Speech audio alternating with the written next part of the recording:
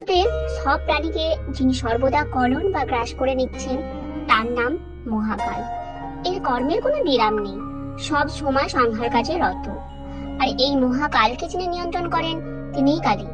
জগতের সৃষ্টি স্থিতি সংহারকারিণী মহিষী মহাবিদ্যা মা কালী রজগুণ দ্বারা সৃষ্টি করতে, সত্যগুণ দ্বারা পালন করতে আর তমগুণ দ্বারা সংহার করতে। বাংলার মাটি শক্তিপীঠ। সাধারণভাবে জানা যায় আনুমানিক ষোড়শ শতকে নবদ্বীপবাসী তান্ত্রিক কৃষ্ণানন্দ আগমবাগীশ প্রথম বাংলায় কালী মূর্তি স্থাপন করে পুজো শুরু করে। তারপর যুগ যুগ ধরে পরম শ্রদ্ধা, আন্তরিকতা ও গভীর ভক্তিতে এই বঙ্গভূমিতে মহাদেবী নিত্য পূজিতা হচ্ছেন। বাংলার আনাচে কানাচে ছড়িয়ে আছে কত শত প্রাচীন কালী মন্দির। সেরকমই আছে হুগলির আরামবাগের কাছে তেলোভেলোর ডাকাত কালী মন্দির। আজকে তোমাদের সাথে সেই তেলোভেলো ডাকাত কালী মন্দিরের গল্পই শেয়ার করব। এই মন্দিরের সাথে জড়িয়ে রয়েছেন শ্রী শ্রী মা শারদাও। আরামবাগের পরে তেলোভেলোর মাঠ, আর এই তেলোভেলো হলো পাশাপাশি দুটি গ্রাম। একসময় তেলোভেলো ছিল ডাকাতদের ঘাঁটি। কথিত আছে যে মা একদিন পায়ে হেঁটে দক্ষিণেশ্বরে শ্রীরামকৃষ্ণের সাথে দেখা করতে যাচ্ছিলেন। তিনি কামারপুকুর থেকে রওনা দিয়েছিলেন তারও আরো কয়েকজন সঙ্গিনীদের সাথে। পথে তিনি ডাকাতদের খপ্পরে পড়েন।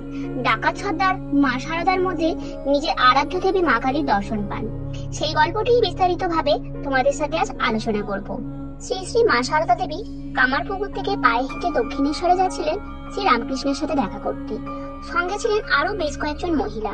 কামারপুকুর থেকে আরামবাগ বেশ কয়েক মাইল পথ।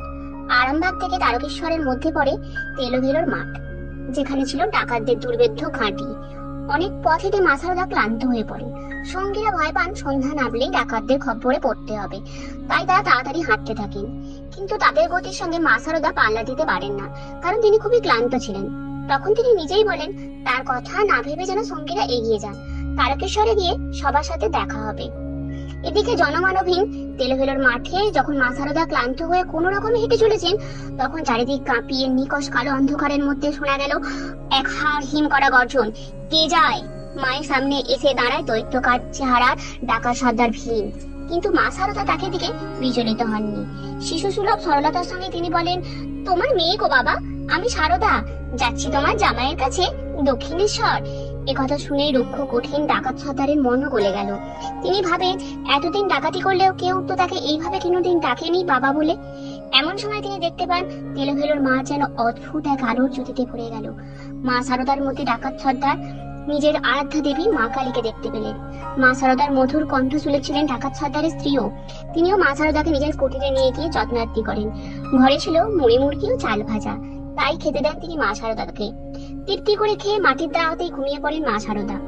এক রাতের মধ্যেই মা শারদা তার ডাকাত বাবা মাকে এতটাই আপন করে নিয়েছিলেন যে পথে এক সময় যখন তাদের বিদায় নিতে হলো, তখন তিনজনেই কাঁদতে লাগলেন।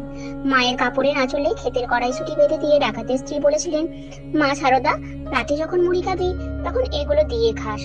মাও তাদের বারবার অনুরোধ করেছিলেন দক্ষিণেশ্বরে গিয়ে যেন তাদেরকে মাঝে মাঝে দেখে আসে। সত্যি এই ডাকাত সর্দার তার স্ত্রীকে নিয়ে একাধিকবার দক্ষিণেশ্বরে এসেছিলেন শ্রীমাকে দেখতে। শ্রী রামকৃষ্ণ ও মায়ের মুখে এসব কথা শুনে তাদের সঙ্গে ঠিক জামাতার মতোই ব্যবহার করেছিলেন এবং আপ্যায়নও করেছিলেন।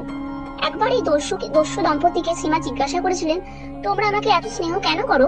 তারা উত্তরে দিয়েছিল, তুমি তো সাধারণ মানুষ নয়, আমরা তোমাকে কালী রূপে দেখেছি। একজন ভক্ত তা শুনে বলেছিলেন, তাহলে আপনি তাকে কালী রূপে দেখা দিয়েছিলেন মা? লুকাবেন না মা, বলুন। শ্রীমা তখন এড়িয়ে গিয়ে বলল, আমি কেন দেখাতে যাব? সে বলল সে দেখেছি। ভক্ত বলল, ওই একই হলো, আপনি দেখিয়েছিলেন বলেই না তারা দেখতে পেয়েছিল। পরবর্তীকালে ডাকাত সর্দার ভীম ভাবেন বহু জন্মের পুণ্যের ফলে মা ভবতারিণী নিজে এসেছিলেন তার কাছে। তারপরে তিনি প্রতিষ্ঠা করেছিলেন এই মন্দির। এখনো মায়ের নিত্যভোগে দেওয়া হয় চাল ভাজা ও মুড়ি মুড়কি।